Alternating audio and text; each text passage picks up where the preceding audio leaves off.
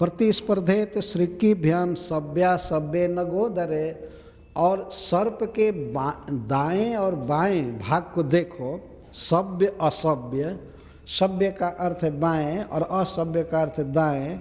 दाएं और बाएं के जो पर्वत के उदर हैं, नगोदरे, जो इस पर्वत के नग के दोनों उदर हैं, जबड़े दोनों, वे सर्प के जबड़े की तरह लग रहे हैं कि नहीं? देखो एकदम ऐसा लग रहा है।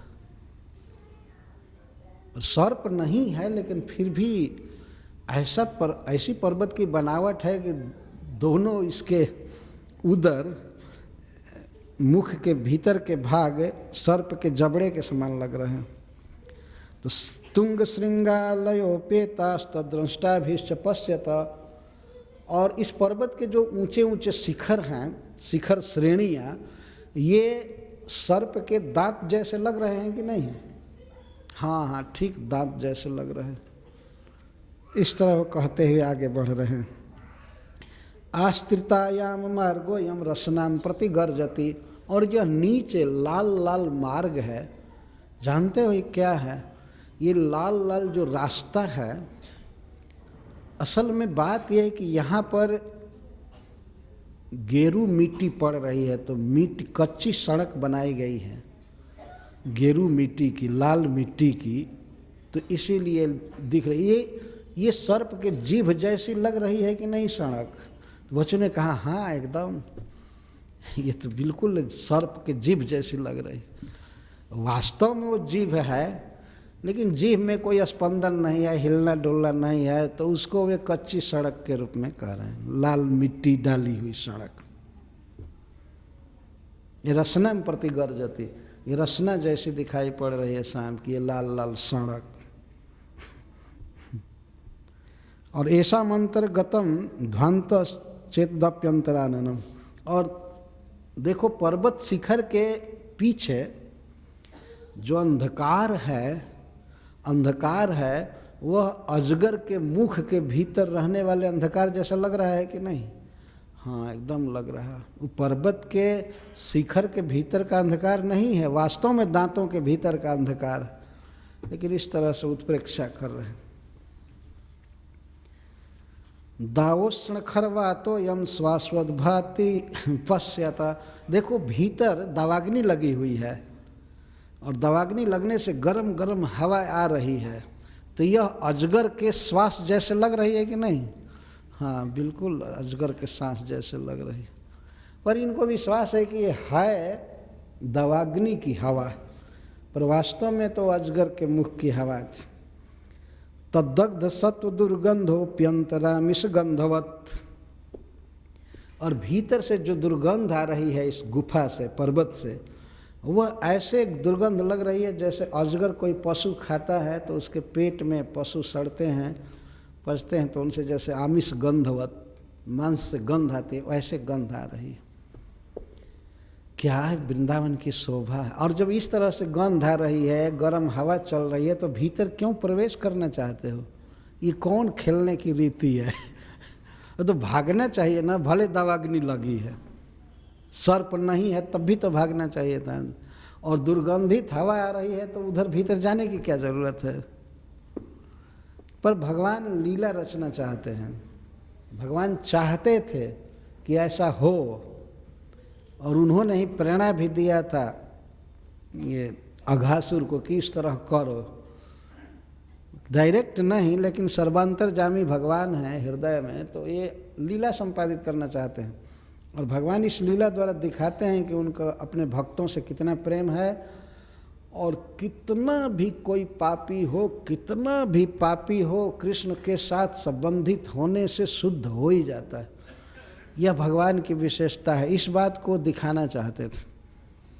साक्षात अघ भी भगवान को प्राप्त हो गया, आगे वर्णन किया जाएगा।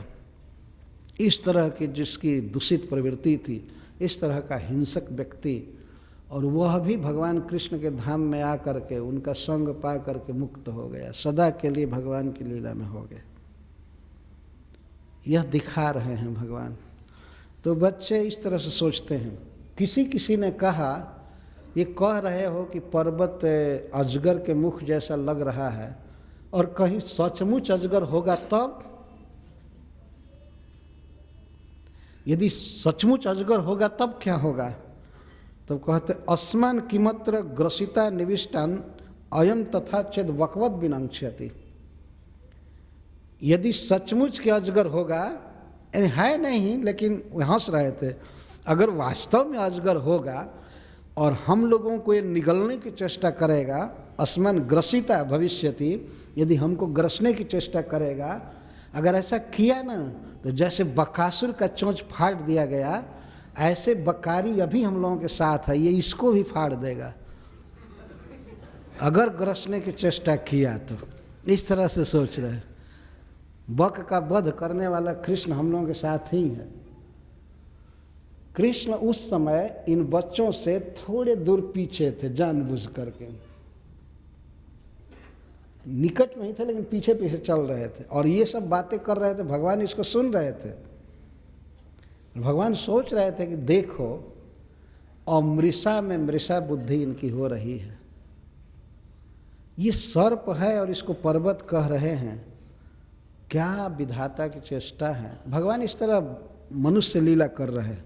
वे चाहते तो तुरंत विचार बदल सकते थे, मतः स्मृति ज्ञान मपोहनम च, सबको ज्ञान देते हैं दुनिया में, बहिर्मुख जनों को भी, वे अपने भक्तों को नहीं दे सकते थे, लेकिन वे चाहते थे कि ऐसा हो, तो वे थोड़ा सा पीछे चल रहे थे। तो कहते अस्मान किमत्र ग्रसिता निविष्टान अयम तथा चेद वकवत विनंक्ष्यति।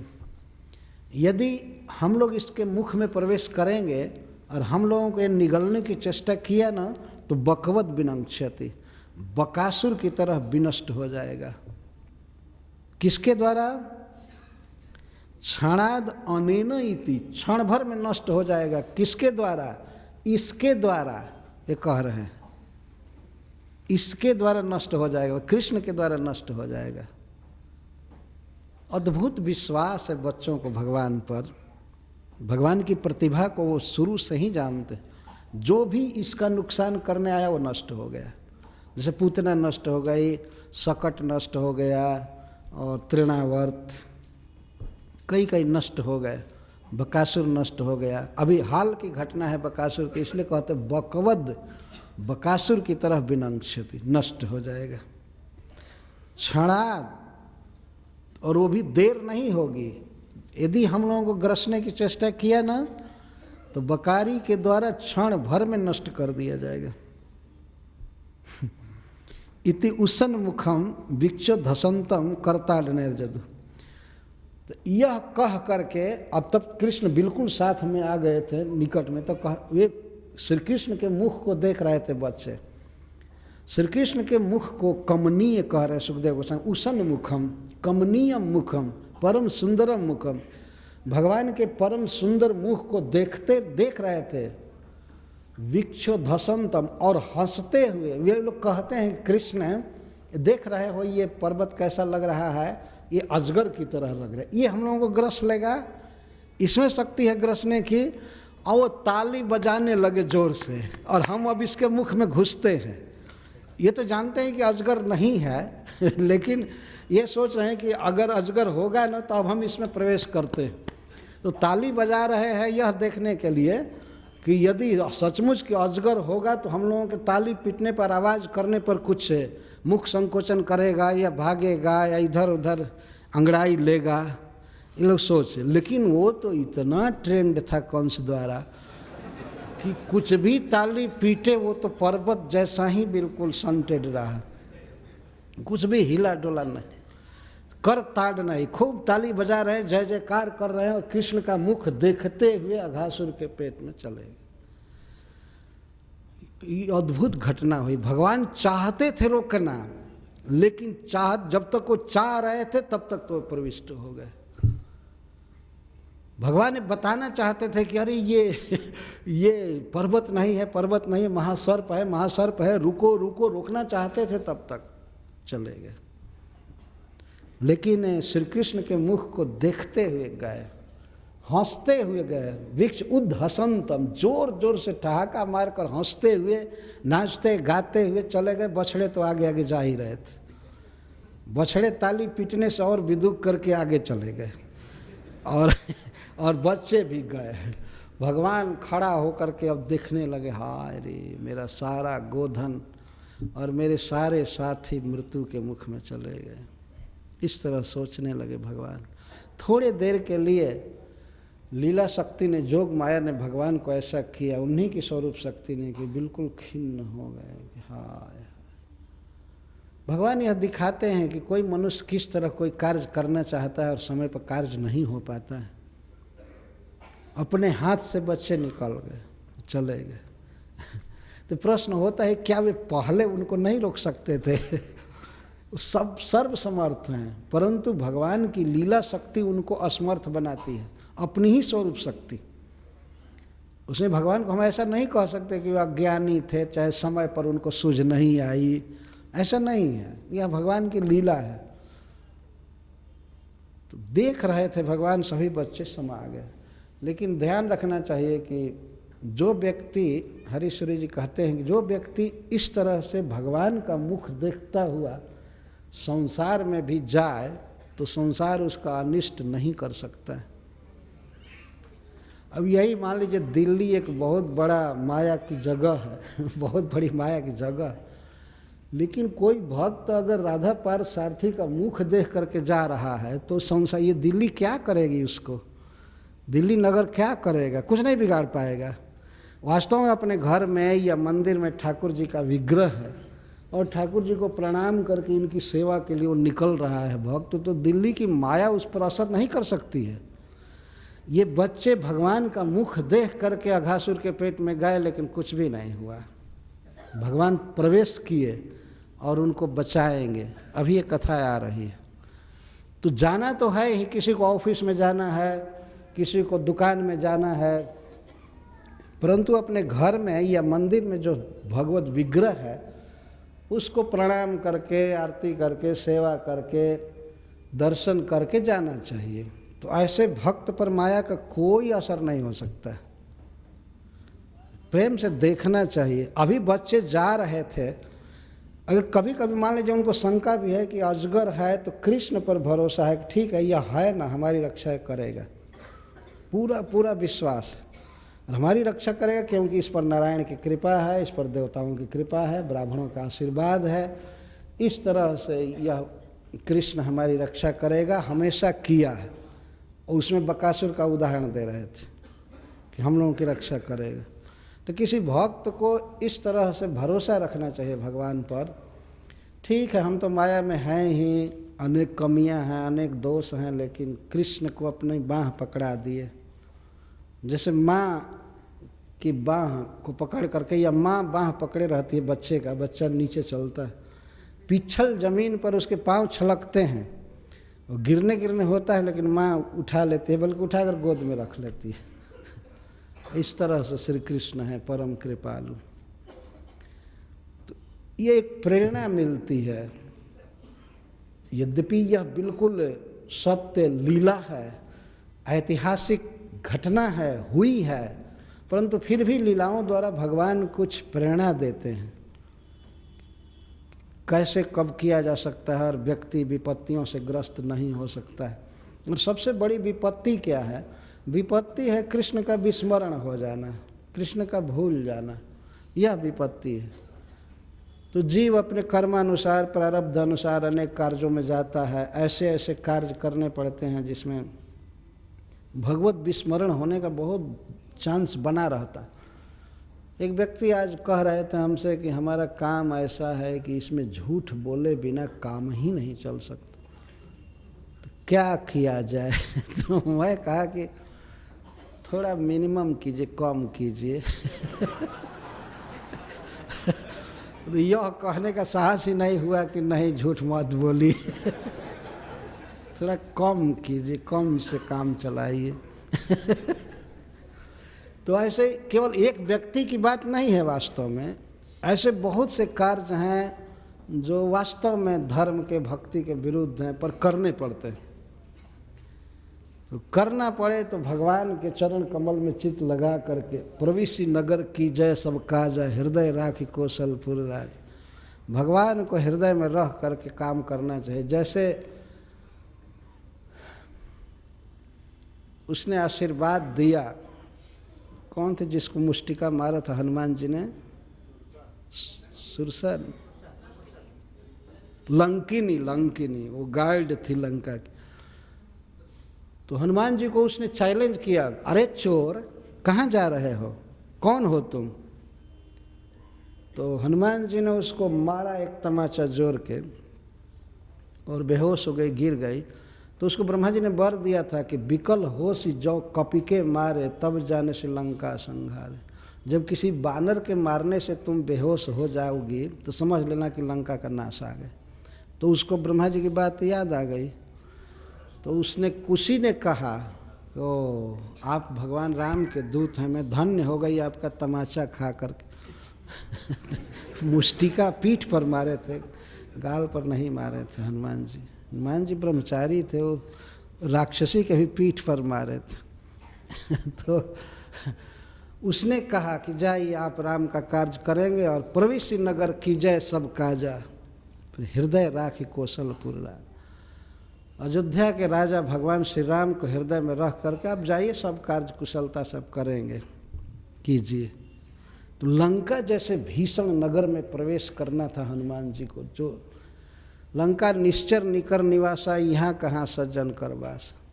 एक भी जेंटलमैन नहीं था वह, एक भी अच्छा आदमी नहीं था, सब एक नंबर के खल वहाँ रहते थे। और खलराज रावण था। तो वहाँ हनुमान जी गए, लेकिन वास्तव में भगवान श्री राम को हृदय में तो धरे ही रहते हैं, बल्कि श्री राम उनके हृदय में बसे ही रहते। तो सफलतापूर्वक सारा काम कर लिए। तो इस तरह से बच्चे कृष्ण का मुख देखते हुए ताली पीटते हुए अघासुर के मुख में समा गए।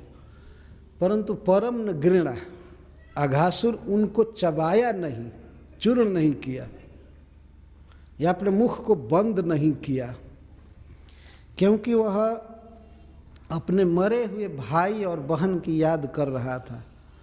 तो जब ये बछड़े समा गए और भगवान के सभी सखा उसके मुख में समा गए, फिर भी वह अपने मुख को बंद नहीं किया और दांत नहीं चलाया। क्यों? क्योंकि हत स्वकांत स्मरणेन रक्षसा।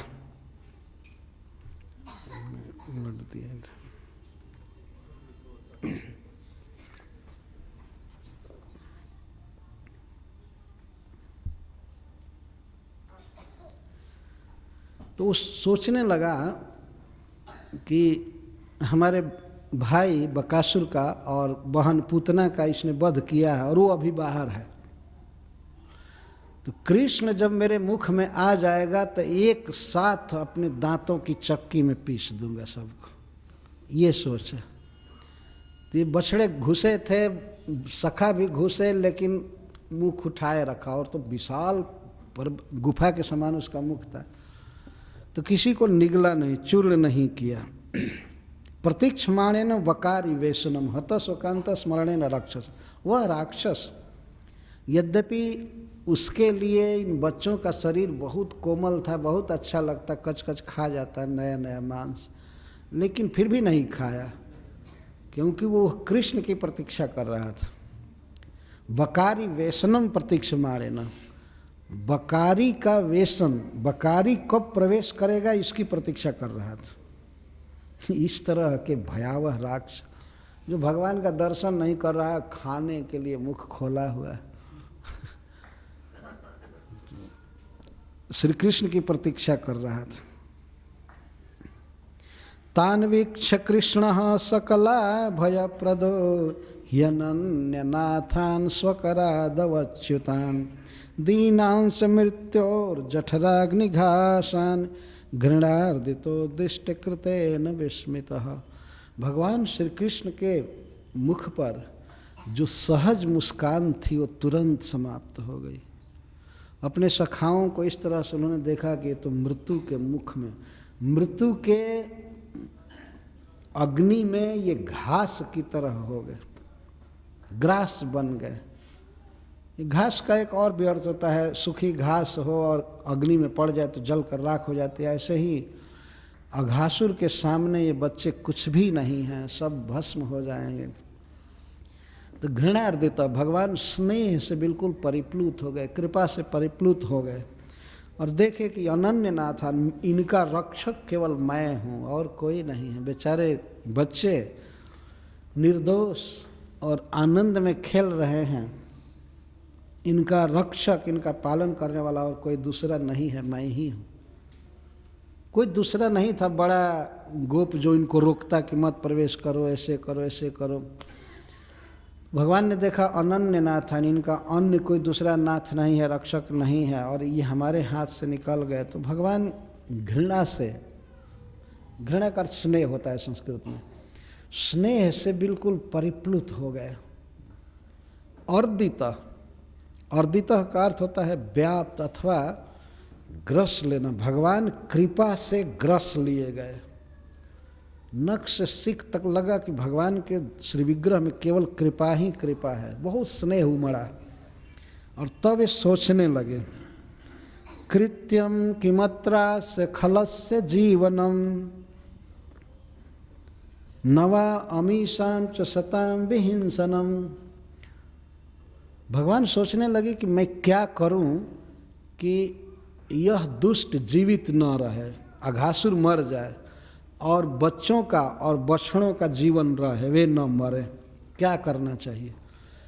अब इस विषम परिस्थिति में भगवान सोच रहे हैं, देखिए भगवान की बुद्धि, क्या करें कि अघासुर मर जाए, अजगर मर जाए और अजगर के पेट में गए हुए बच्चे और बछड़े न मरे, क्या करना चाहिए। कृत्यम किमत्र खलस्य जीवनम नवा अमीशां च सतां विहिंसनम। खलस्य जीवनम न स्यात् और सतां विहिंसनम न स्यात्। ये सबसे अच्छे बच्चे हैं, निर्दोष, परम शुद्ध, साधु, तो इनका मरण न हो और खल का जीवन न रहे, ये भगवान सोचने लगे। भगवान इसी तरह से हमेशा सोचते हैं कि इस संसार में जो अच्छे लोग हैं वे जीवित रहें और बदमाश आतंकवादी सब मर जाए, ये भगवान सोचते हैं। वो सोचने लगे कि अघासुर को मरना चाहिए और इन बच्चों को कभी नहीं मरना चाहिए, तो इसके लिए मैं क्या करूं। द्वयम कथम स्यात् इति संविचिन्त तज ज्ञात्वा विशत्तुण्डमशेष दृग्घरि। ये दोनों कार्य कैसे होगा, अघासुर का मरण हो जाए और बच्चे जीवित रहें, उनका मरण न हो, ये कैसे होगा। तो इस बात को अशेष दृग्घरि, भक्तों का दुख श्री कृष्ण अशेष दृक् हैं, सब कुछ समझते हैं, भूत भविष्य वर्तमान, किस अवसर पर क्या काम करना चाहिए, कैसे बच्चे बच जाएंगे और ये मर जाएगा, ये सोचने लगे। तो सोच करके उसके मुख में स्वयं ही प्रवेश किए। तो प्रश्न होता है कि क्या भगवान उस अजगर को सुदर्शन चक्र द्वारा नहीं काट सकते थे। तुरंत संकल्प करते, उनकी बहुत सी शक्तियां हैं, देवता लोग आकर के उसको पीटना चालू करते जलती हुई लकड़ियों से, चाहे जैसे तैसे, इंद्र भगवान अपना वज्र मारते, सब करते, लेकिन उसके मरने में फिर बच्चों के भी मरने का संकट था ना, या और भी कई उपाय थे। लेकिन भगवान अपने साथियों के पास चले गए, इसके द्वारा यह शिक्षा दे रहे हैं भगवान कि भक्तों के दुख को मिटाने के लिए भगवान में भगवत्ता का भाव नहीं रह जाता है उस समय, वे भी विकल हो जाते हैं। तो ऐसा लगा जैसे अपने मित्रों से मिलने वे भी चले गए, चाहे जो होगा होगा, भगवान साथ नहीं छोड़ रहे। इस लीला द्वारा भगवान शिक्षा दे रहे हैं, भक्तों से उनका बहुत स्नेह है, बहुत स्नेह है। और फिर ब्रजवासी सखाओं से तो कहना ही नहीं, तो वे भी सर्प के मुख में चले गए। तो वो तो प्रतीक्षा कर रहा था, उसका विशाल शरीर था, विशाल कंठ था, लेकिन श्री कृष्ण ठीक कंठ पर जा करके, जो नेत्र, कान और मुख का मार्ग होता है, मूल मार्ग कंठ, उस कंठ पर जा करके वे खड़े हुए और अपने शरीर को, पैर को, हाथ को, सिर को, सबको बहुत वेग से बढ़ाए, बहुत चौड़ा किए, बहुत वेग से, और हाथ पैर सिर सब जा करके अघासुर के कंठ में जहाँ तहाँ बिल्कुल एयर टाइट पैक हो गए, बिल्कुल। और जितना बड़ा शरीर था उतना फैला लिए, बल्कि वो अटकने जैसा हो गए उसके गले में, बिल्कुल चाड़ दिए, बिल्कुल टाइट।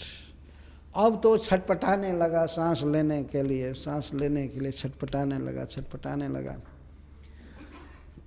भ्रमतस्वितस्तता, हाथ पैर पीटने लगा, हाय हाय करने लगा। अब उसके समझ में आ रहा होगा कि ब्रज की यात्रा कितनी खतरनाक मैं की है, यहाँ इस नियत से नहीं आना चाहिए था। हाय रे ये क्या हुआ। ये तो बात सुना था कि बकासुर के मुख में जा करके अग्नि की तरह जलने लगा था, और यहाँ तो बिल्कुल विशाल पर्वत की तरह हो करके उसके मुख को बंद कर दी, कंठ में सड़स गए, बंद हो। और वो छटपटाने लगा, छटपटाते उसकी आंखें बिल्कुल निकल गई और छटपटाने लगा। हवा भीतर पेट में बंद हो गई, सांस लिए बिना, सांस बाहर किए बिना वो छटपटा रहा था। छटपटाते तब तक हुआ कि उसका प्राणवायु ब्रह्मरंध्र छेद करके निकल गया। ब्रह्मरंध्र, सिर फट गया उसका, उससे निकला, और उसी के साथ उसकी सारी इंद्रियां भी निकल गई, मतलब इंद्रियों की कार्य क्षमता जो भी थी सब समाप्त हो गई। इसके बाद भगवान देखे अपने साथियों को, तो वे सब श्री कृष्ण के विरह में और अघासुर के पेट की ज्वाला से मूर्छित हो गए थे, बेहोश हो गए थे, मरे नहीं थे लेकिन मूर्छित हो गए थे। इतनी आँच थी उसके पेट में, और भगवान से विरह क्षण भर के लिए हुआ, इसलिए वे सब मूर्छित हो गए। तो भगवान अपनी अमृत वर्षी दृष्टि से सब पर देखते करके सबको बिल्कुल ठीक कर दी, और शरीर में तो कहीं खरोच लगी नहीं थी, दांत गड़ाया नहीं था, कोई विष का असर या कुछ भी नहीं हुआ था। भगवान के अमृत वर्षी नज़र से, दृष्टि से सब बिल्कुल स्वस्थ हो गए। ये है भगवान की विशेषता। ऐसा नहीं कि भगवान अब कोई एम्बुलेंस ले करके भेजे अस्पताल में, इधर ये पानी चढ़ाओ, बोतल चढ़ाओ, ये करो वो करो, ये सब मनुष्य करता है। भगवान सर्वसमर्थ हैं सब कुछ करने में। और कोई भी भक्त, कोई भी व्यक्ति यदि भगवान के सामने होता है तो उस पर भगवान की दृष्टि पड़ती है, उसका कल्याण होता है, उसका रोग मिटता है, उसकी निर्धनता दूर होती है। ये भगवान की दृष्टि में विशेषता है। इसीलिए मंदिर में जाना चाहिए सदा, मंदिर में भगवान का दर्शन करना चाहिए, या अपने घर पर भी रखे हैं भगवान को, दर्शन करना चाहिए। तो इससे होता क्या है कि केवल हम ही भगवान का दर्शन नहीं करते हैं, भगवान अपनी कृपा दृष्टि करते हैं। कृपा दृष्टि करते हैं तो भक्त निहाल रहता है। व्यक्ति हमेशा यही सोचता रहता है, मैं कैसे सुखी रहूँगा, मैं कैसे सदा स्वस्थ रहूँगा, मेरा जस बना रहेगा, सबकी एक कामना होती है। इसका एक ही उपाय है कि कृष्ण के पास होना चाहिए, वो देख देंगे, सब ठीक हो जाएगा। ऐसा होता है। हम लोग महाभारत में पढ़ते हैं कि एक बार गंधारी ने कहा था दुर्योधन से, तुम मेरे पास आओ, मैं तुम पर देख दूंगी, तुम्हारा सारा शरीर वज्र का हो जाएगा। वो कभी किसी परपुरुष को नहीं देखी थी, आँखों पर पट्टी बांध करके रहती थी, पतिव्रता शिरोमणि स्त्री, उसका बहुत बड़ा तेज था। लेकिन दुर्योधन गया अपने माँ का आशीर्वाद लेने के लिए, पर लज्जा के कारण वो जांघिया पहन कर गया, अपने जांघ को ढक करके गया। तो माता गंधारी ने उस पर देखा, पट्टी खोल करके देखा, उसका सारा शरीर वास्तव में वज्र का हो गया। तो मेरे कहने का आशय है कि जब एक पतिव्रता स्त्री के देखने से शरीर इतना मजबूत हो सकता है, तो भगवान जिस पर कृपा करके देखते हैं उसका शरीर क्यों नहीं निरोग होगा, सुखी होगा, उसका मंगल होगा। इसीलिए मंदिर में नियम से जाना चाहिए। भगवान देखने के लिए ही तो खड़े रहते हैं, जो बैठे रहते हैं, कभी सोए हुए तो उनका दर्शन नहीं होता है। जब भी हैं तो खड़े हैं, बैठे हैं। आशीर्वाद देने में भगवान सदा तत्पर रहते हैं, आशीर्वाद लेने वाले लापरवाही करते हैं। देखेंगे, संडे को भी नहीं जाएंगे, अगले संडे को जाएंगे। आशीर्वाद लेने में इतनी लापरवाही क्यों है? तो भगवान का ये स्वभाव है, कृपा दृष्टि करते हैं। तो अपने कृपा दृष्टि अमृत वर्षी चितवन से सबको ठीक कर दिए और उसी ब्रह्मरंध्र से सबके साथ, नहीं मुख से निकले, प्राणवायु तो ब्रह्मरंध्र से निकला, लेकिन बछड़ों के साथ तदन्वित, बछड़ों के साथ और सखाओं के साथ भगवान मुख से निकले। जहाँ से प्रवेश किए थे बच्चे वहीं से निकल करके आए। अच्छा, एक लीला में छोड़ दिया, जिस समय भगवान प्रवेश किए मुख में, तो उस समय बादलों के ओट में रहने वाले देवता हा हा करने लगे, हाय हाय ये क्या हुआ, ये क्या हुआ। यद्यपि देवता भगवत तत्व के ज्ञाता हैं, लेकिन वे भी उस समय स्नेह से परिपूर्ण हो गए, हाय रे भगवान को, कृष्ण को अजगर खा गया। वे रोने लगे देवता। तो उनकी आवाज़ को सुनते ही भगवान ने कंठ में अपने को बढ़ाना चालू किया था। यहाँ सुखदेव गोस्वामी कहते हैं कि जब देवताओं के रोने की आवाज़ भगवान ने सुना तो वे अपने को गले में बढ़ाने लगे और इसके बाद इस तरह छटपटा करके वो मर गया। तो जिस समय श्री कृष्ण अभी भीतर थे तो अघासुर के मुख से, अघासुर के देह से एक ज्योति निकली। पीना ही भोगोत्थितमद्भुतम महत् ज्योति स्वधाम्ना ज्वलयत दिशो दश प्रतीक्षखे वस्थितमीश निर्गमम विवेश तस्मिन मिशताम देवौकसाम। सारे देवता इस दृश्य को देख रहे थे। तो अघासुर के विशाल देह से एक अद्भुत ज्योति निकला, अद्भुत ज्योति, प्रकाश। वह माया मुक्त, कर्मबंधन से मुक्त जीव हो चुका था, सब पाप से मुक्त। जीव वास्तव में ज्योति स्वरूप है। जैसे भगवान में अनंत तेज है, वैसे जीव में भी तेज है, लेकिन माया से ढका हुआ है। अब वो मुक्त हो चुका था अघासुर, तो उसका जीव स्वरूप अद्भुत प्रकाश दे रहा था। ज्वलयत दिशो दश, दसों दिशाओं को जगमग कर रहा था और आकाश में ऐसे रुका। प्रतीक्षमाणम ईश निर्गमम, भगवान के निकलने की प्रतीक्षा कर रहा था। उसके देह से कब भगवान निकलेंगे सखाओं के साथ, ये प्रतीक्षा कर रहा था। कृष्ण को उसके देह से निकलने में थोड़ी देर हुई, क्योंकि बहुत बछड़े थे और बहुत बच्चे थे और अंधकार था उसके मुख के भीतर, पेट के भीतर। तो भगवान जो हो रहे थे इधर उधर के सभी सबको निकालना है, सबको उसके पेट से निकालना है। तो निकालने में थोड़ी देर हुई, तब तक वह जीव स्वरूप ज्योति, जीव जो हिरण्यमय है, प्रकाशमय है, वो रुका आकाश में। और जब ही भगवान आए बाहर, भगवान में ही वो समा गई ज्योति। इसका अर्थ यह है कि भगवान श्री कृष्ण को वह प्राप्त कर लिया। ठीक शिशुपाल की भी यही गति हुई। शिशुपाल के देह से ज्योति निकली थी और भगवान कृष्ण के चरण में समा गई। इस तरह अघासुर मुक्त हो गया। त्वसताम सुदुर्लभम, अघासुर को वह गति मिली जो बड़े बड़े भक्तों को मिलती है।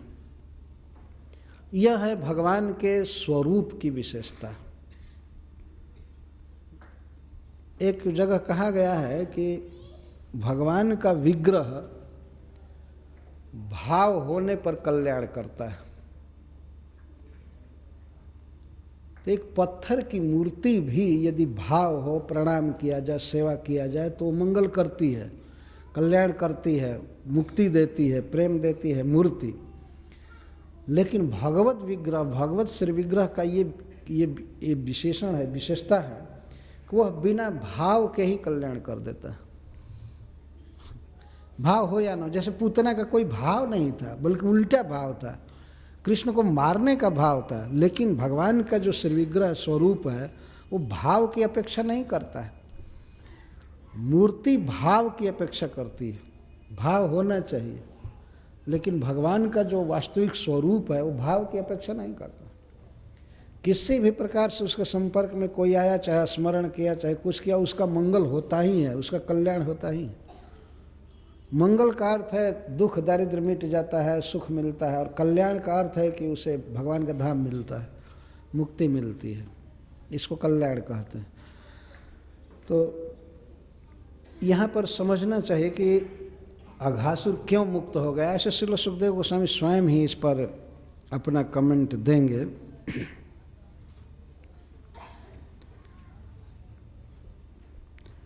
तो उस समय, जिस समय अघासुर भगवान में प्रवेश किया, अर्थात भगवान की लीला में सम्मिलित हुआ, तो उस समय देवता बहुत प्रसन्न हुए। अप्सराएं, गंधर्व, विद्याधर, ये सब कौन कौन क्या क्या सेवा कर रहे हैं, इस पर कहते हैं। ततोति हृष्टा स्वकृतो कृतार्हणम पुष्पहे सुरा अप्सरसश्च नर्तनहि गीतहे सुगावाद्य धराश्च वादकैः स्तवैश्च विप्रा जयनेश्वनैर्गणः। स्वकृत, देवताओं ने देखा कि श्री कृष्ण हमारा काम किए। वे नित्य मनाया करते थे कि अघासुर कब मरेगा। यद्यपि ये लोग अमृत पिए थे, मरने वाले नहीं थे, लेकिन फिर भी अघासुर से बहुत डरते थे कि पता नहीं कब मार देगा, इतना बलवान दैत्य था। और मार तो दिया ही था देवताओं को, भक्तों को मारना एक दूसरा होता है। भक्तों का जो हृदय होता है वो भगवान का घर होता है, भगवान का चिंतन उनका अंतःकरण करता है। लेकिन किसी के उपद्रव से, किसी के अत्याचार से वे भगवान को भूल जाएं, तो यही है भक्तों का मरण। तो देवता लोग बहुत उद्विग्न रहते थे, भगवान का स्मरण उनको नहीं होता था। भय के मारे अघासुर उनके हृदय में प्रवेश किया था, हमेशा उसी का चिंतन होता रहता था। भगवान इंद्र ने एक बार कहा था नृसिंह भगवान के अवतार के समय कि हे नाथ, ये हमारा जो हृदय कमल है वो आपका घर है, लेकिन जब से हिरण्यकश्यप हुआ तब से आपका तो एक मिनट स्मरण नहीं हुआ, केवल भय के कारण इसी का स्मरण होता रहता था। अब आपका स्मरण खुल करके करूँगा अब आप हमारे हृदय में रहेंगे। अघासुर भी ऐसे ही था। पीता मृतैरप्यमरः प्रतीक्षते, देवता लोग सदा सोचा करते थे कब मरेगा कब मरेगा, और हृदय में केवल उसी का चिंतन होता रहता था। इस तरह से ये बहुत घोर असुर था। तो देवताओं को बहुत प्रसन्नता हुई। देवताओं ने देखा कि भगवान ने हमारा कार्य किया अघासुर का वध करके, तो अति हृष्टा, बहुत प्रसन्न हुए और भगवान की सेवा करने लगे, पूजा करने लगे अपने अपने गुणों के साथ। तो कौन कौन क्या कर रहे थे? सुराः पुष्पैः, देवता लोग नंदन वन आदि के फूलों की वर्षा कर रहे थे, फूल बरसाने लगे, फूल से सेवा कर रहे थे। फूल से भी भगवान की सेवा होती है। बल्कि गीता में उन्होंने 4 चीज़ मांगा है, उसमें तो एक पुष्प है। पत्रम पुष्पम फलम तोयम। एक बार एक व्यक्ति वृंदावन में आया था, भारतीय था लेकिन रहता था विदेश में। विदेश में रहते रहते विदेशी दिमाग हो गया उसका। तो वो हमसे कहता है कि एक व्यक्ति को इतना फूल देने की क्या ज़रूरत है, कि जो आता है वो कृष्ण बलराम मंदिर के गेट पर फूल खरीद करके ले जा रहा है, ले जा रहा है, इतना फूल देने की क्या ज़रूरत है इसकी। ऐसे वो बोला तो हमको कहा इसमें आपको कोई दिक्कत होने लगी क्या? आप पैसा देते हैं? तो कहता आप कैसे बोल रहे हैं? मैं कैसे बोल रहा हूँ? आप पैसा देते हैं, पहनने वाला पहन रहा है, देने वाले दे रहे हैं, तो आपको बीच में क्या दिक्कत हो रही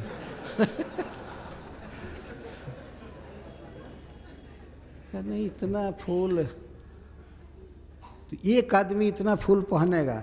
मैं कहा कि हाँ, वो पहन करके प्रसादी देता है कि नहीं? सब लोग पहनते हैं ना, हम भी पहने हैं। उसमें फूल पहना था और उसी जगह बात हो रही थी जहाँ वो टोकरियाँ रहती हैं फूल की, वहीं पर। पुष्प, देवता लोग भगवान को पुष्प देते, विचित्र ढंग से माला गुथ करके देते हैं। यह एक सेवा है भगवान की। यदि भगवान को इसकी आवश्यकता नहीं है, लेकिन भक्तों का भाव एक एक फूल के मणि पर रहता है।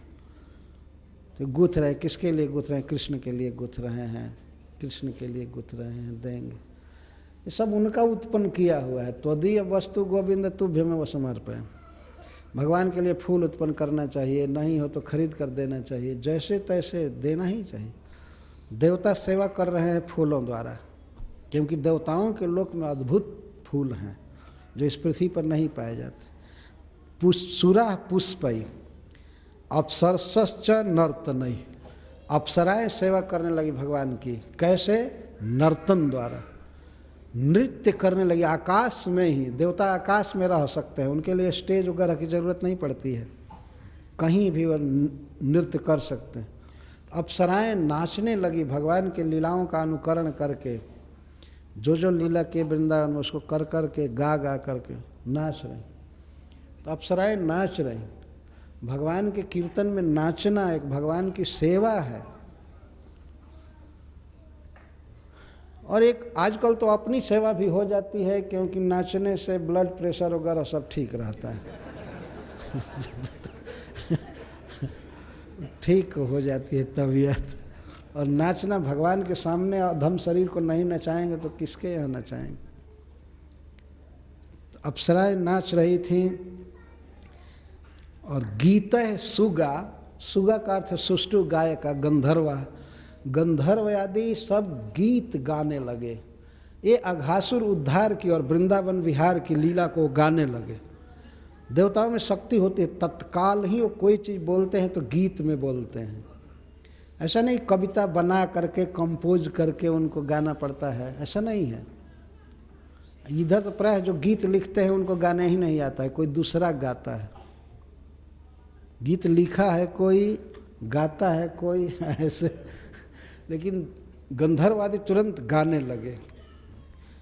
और वाद्य धराश्च वाद्य का और वाद्य कई, जितने भी बाजा बजाने वाले थे, बांसुरी, बीड़ा, मृदंग, जितने प्रकार के बाजे थे, बाजे बजाने वाले बहुत सुंदर ढंग से नृत्य और गीत के अनुसार बाजा बजाने लगे। बहुत सुंदर तरीके से सेवा कर रहे हैं। स्तवैश्च विप्रा, और विप्र, नारदादि, ब्राह्मण, ये सब स्तुति करने लगे वैदिक स्तुतियों से, या ब्रज की लीलाओं को बोल रहे हों। और जय निःस्वनैर गणा, और भगवान के जो जय विजय सुनंद नंद आदि पार्षद थे, वे सब जय जय जय शब्द बोलने लगे। जय निःस्वनैर जय जय शब्द बोलने लगे। जब अघासुर की यह गति हुई, इसको देख करके सब जय जयकार कर रहे थे भगवान कृष्ण की।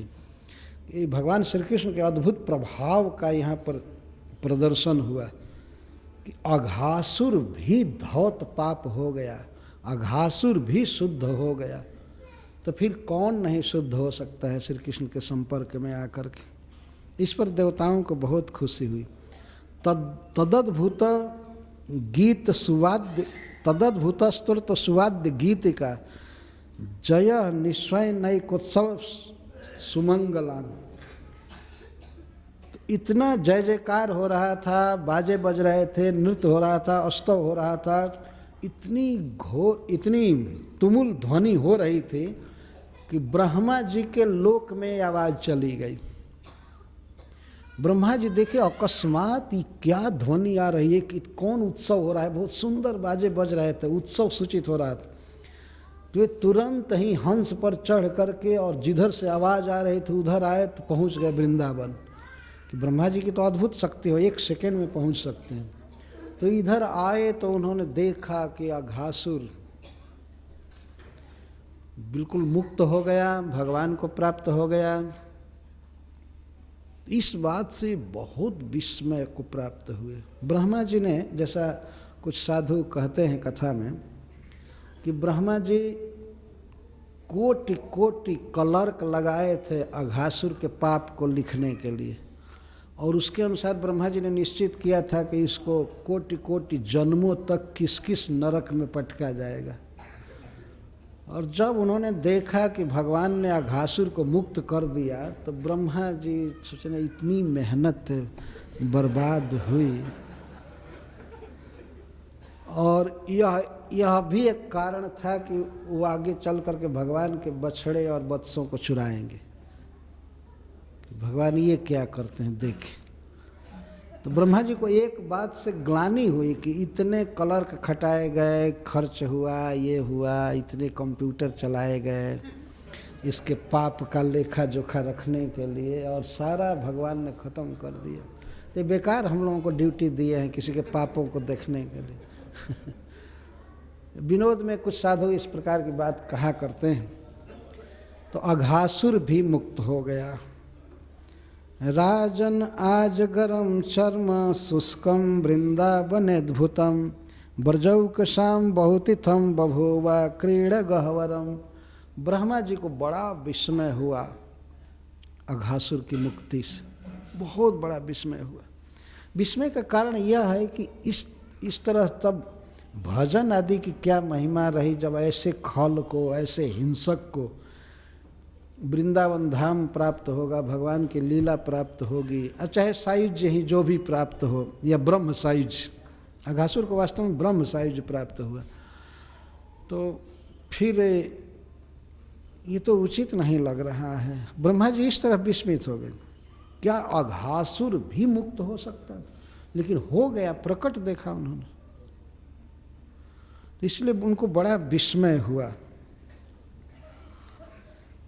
तो अब सुखदेव गोस्वामी कहते हैं कि हे राजन, अघासुर का वो अजगर का चाम, शरीर में तो केवल चाम ही होता है, तो वो चाम में सूख गया, उतना ही बड़ा विशाल पर्वत के गुफा के समान वो सूख गया और उसमें कोई दुर्गंध नहीं रहा। चाम जब सूख जाता है फिर भी उसमें गंध आते रहते हैं, लेकिन भगवान उसके भीतर प्रवेश किए थे इसीलिए उसमें दिव्य सुगंध रहती थी। तो बच्चों के लिए, ब्रजवासियों के लिए वो बहुत काल तक खेलने का महाबिल रहा। वो गह्वर बना हुआ था, उसमें खेलते रहते थे बच्चे। श्री कृष्ण उसमें लाखों बार प्रवेश किए, फिर बाद में खेलते रहते, लुका छिपी का खेल खेलते थे। धन्य हो गया अघासुर। आत्मा तो गई भगवान के लीला में और शरीर भगवान के खेलने का साधन बन गया। इस तरह वैष्णवों का शरीर भी भगवान को बहुत प्रिय होता है। जब अघासुर के शरीर में वो खेलते थे, इतना बड़ा उसका शरीर था, सूख गया था, सुगंध निकल रही थी, उसमें छिपना, खेलना, करना, ये भगवान ने सौभाग्य दिया। अघासुर बहुत काल तक वो खेलने का साधन रहा। अब एक और अति आश्चर्य की बात कह रहे हैं कि ब्रजौकशा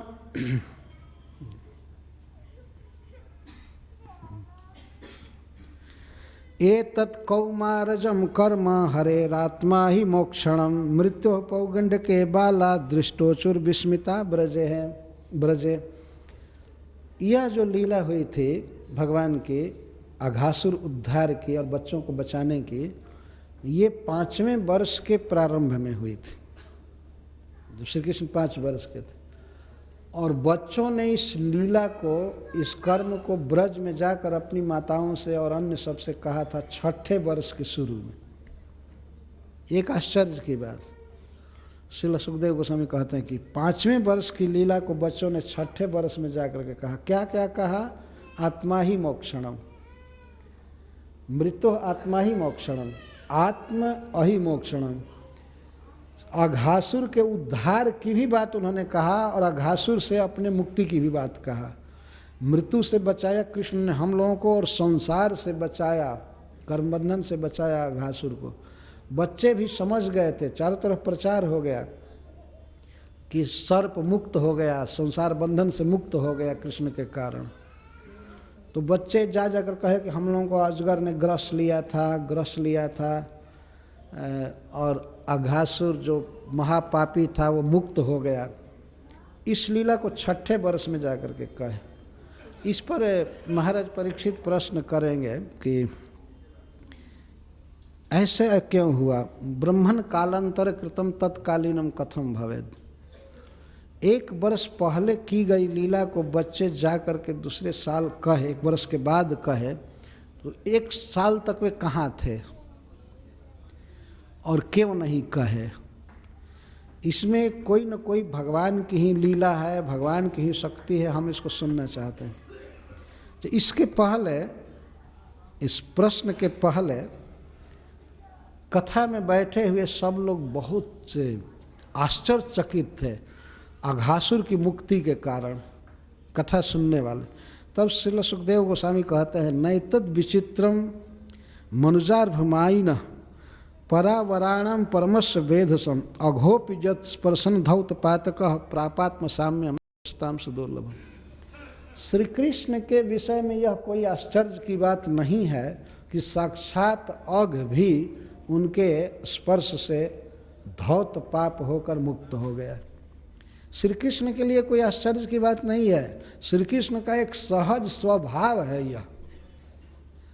जैसे कोई व्यक्ति दीपक जला रहा हो बार बार, किरासन तेल का छोटा सा दीपक, और बुझ जा रहा हो हवा में, आंधी में, और वह व्यक्ति कभी सूर्य को न देखा हो, लेकिन सूर्य के उगते ही चारों तरफ आलोक छा जाए, प्रकाश हो जाए, तो वो आश्चर्य करने लगे, अरे बाप रे, अरे बाप रे बाप, ये कैसे हुआ, ये कैसे हुआ, सब जगह प्रकाश क्यों हो गया। क्योंकि ये सूर्य का स्वभाव है।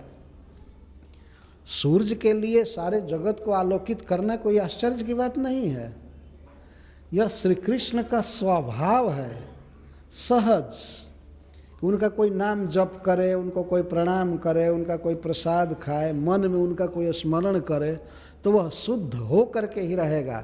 यह श्री कृष्ण का सहज स्वभाव है। तो अपने सहज स्वभाव बस उन्होंने शुद्ध कर दिया अघासुर को।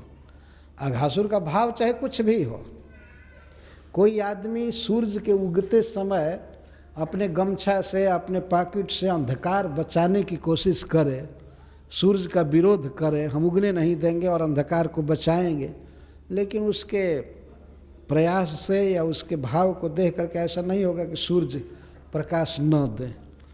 अघासुर पापी था, हिंसक था, बहुत बुरा अभिप्राय से ब्रज में आया था, लेकिन भगवान ये सब नहीं देखते। ये नहीं देखते हैं, उन्होंने केवल यह देखा कि अघासुर वृंदावन में आया है, बस इतना ही देखा और उन्होंने मुक्त कर दिया उसको। ये भगवान की दृष्टि है। हम लोग सोचते हैं भगवान हम पर कृपा करेंगे कि नहीं करेंगे, नहीं करेंगे। कृपा नहीं करने का प्रश्न ही नहीं है, ये मनुष्य के विषय में सोचना चाहिए। मनुष्य ऐसा होता है, आप किसी से मिलने जाते हैं तो सोचते हैं पहले ज़रा पता लगा लीजिए किस मूड में हैं, पता लगा लीजिए कहीं वाइफ से झगड़ा ना हो गया हो, तो इस समय दिमाग गर्म होगा, हम कुछ कह नहीं पाएंगे। ऐसा होता है। मनुष्य की चेतना क्षण क्षण में बदलती रहती है, कभी हर्षित होता है, कभी विषाद में होता है, कभी निद्रा में होता है, कभी आलस्य में, कभी काम में, कभी क्रोध में, कभी लोभ में, कभी कुछ में, कभी हॉस्पिटल में होता है, कभी कुछ में, कभी हॉस्पिटल में होता है, हॉस्पिटलाइज्ड होता है। इसकी इस तरह की दशाएं हैं। लेकिन भगवान नित्य आनंद घन है, आनंद से परिपूर्ण है, अनंत ऐश्वर्य है, अतः उसमें किसी जीव के प्रति अकृपा या कठोरता का भाव संभव ही नहीं है। जैसे सूर्यमंडल के भीतर अंधकार की रेखा संभव नहीं है, वैसे भगवान के हृदय में किसी जीव की उपेक्षा वे करने ये कभी संभव नहीं। अभिमुख्य मात्र से, केवल संबंधाभास से भगवान तार देते हैं। अजामिल ने तो अपने पुत्र का नाम लिया था नारायण, लेकिन भगवान ने उनका उद्धार कर दिया। पूतना स्तनों में विष लेकर के आई थी भगवान को मारने के लिए, लेकिन भगवान ने केवल इतना ही देखा कि यह गोपी का वेश बनाई हुई है और मेरे पास आ रही है, चाहे जो भी भाव है इसका, लेकिन मेरे पास आ रही है। तो भगवान ने उसे नित्य माँ बना लिया अपनी लीला में। यह है भगवान का दान। चाहे वो तृणवर्त हो, चाहे कोई हो, केवल भगवान के पास आने मात्र से भगवान ने कल्याण कर दिया। इसको कैमुत्य न्याय से श्रील सुखदेव गोस्वामी कहते हैं आगे, सकृत जदंग प्रतिमांतराहिता मनोमयी भागवतीं ददौ गतिं स एव नित्यात्म सुखानुभूत्यभिव्युदस्त मायोंतर अंतर्गतो ही किं पुनः। श्रील सुखदेव गोस्वामी कहते हैं कि अघासुर के शरीर के भीतर, पेट के भीतर साक्षात नित्य आनंद सुखानुभूति स्वरूप भगवान गए थे। सच्चिदानंद घन भगवान, नख से सिख तक आत्मा है श्री कृष्ण, सच्चित आनंदमय है। वे भगवान उसके भीतर गए थे, तो वह क्यों नहीं मुक्त होगा? अरे कोई भगवान के श्री विग्रह की अंग की प्रतिमा का भी कोई एक बार ध्यान करे, एक बार सकृत, यदि एक बार भगवान के मूर्ति का भी कोई ध्यान करता है तो उससे भागवती गति प्राप्त होती है। वह व्यक्ति भगवान का पार्षद बनाया जाता है मूर्ति का ध्यान करने पर। तो जब वही भगवान साक्षात जिसके हृदय में चले गए, उसके मुक्ति में क्या संदेह है? यह है भगवान के श्री विग्रह की विशेषता। भगवान के आकार में कोई पत्थर गढ़ दिया जाए और उस पत्थर का भगवान के अंग के रूप में कोई ध्यान एक बार भी किया तो उसकी सद्गति में कोई संदेह नहीं रह जाता है। फिर उस श्री विग्रह को प्रणाम करे, दर्शन करे, स्पर्श करे श्रृंगार आदि करने में, और उनकी सेवा करे, उनके लिए गीत गावे, उनकी आरती करे, तो उस व्यक्ति के मुक्ति में या सद्गति में क्या संदेह है? ये श्रील सुखदेव गोस्वामी बोल रहे हैं गंगा जी के तट पर ऋषियों की सभा में। परीक्षित महाराज मुख्य श्रोता। यहाँ भगवान के श्री विग्रह की मूर्ति की विशेषता गाई जा रही है। तो वास्तव में हम लोगों के लिए तो श्री कृष्ण वैसे सुलभ नहीं है जैसे अघासुर के लिए सुलभ हो गए कि हम उनको अपने गोद में ले लें या अपने मुख में ले लें, ये संभव नहीं है।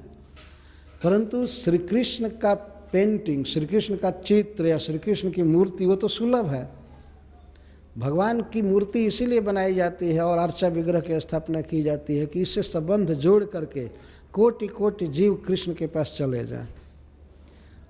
आप जरा शब्दों पर ध्यान दीजिए। कहते हैं सकृत, सकृत का अर्थ होता है एक बार। सकृत जदंग प्रतिमांतराहिता मनोमयी भागवतीम ददौ गति। एक बार भी भगवान के मनोमयी मूर्ति का कोई ध्यान करे, कल्पित मूर्ति का, ये भावना करे कि भगवान ऐसे हैं वैसे, उनका हाथ ऐसा है, पैर ऐसा है, ये है, और हृदय में यदि आ गया तो वह व्यक्ति अंत में भगवान का पार्षद बनता है। भागवती गति उसको कहते। भगवान के पास आवास मिलता है, भगवान जैसा रूप मिलता है, भगवान जैसा ऐश्वर्य मिलता है, भगवान की नित्य सेवा मिलती है। यह है भागवती गति। यह प्रकृति से पार दिव्य जगत में, अलौकिक जगत में, वैकुंठ जगत में यह गति मिलती है एक बार मूर्ति का ध्यान करने से।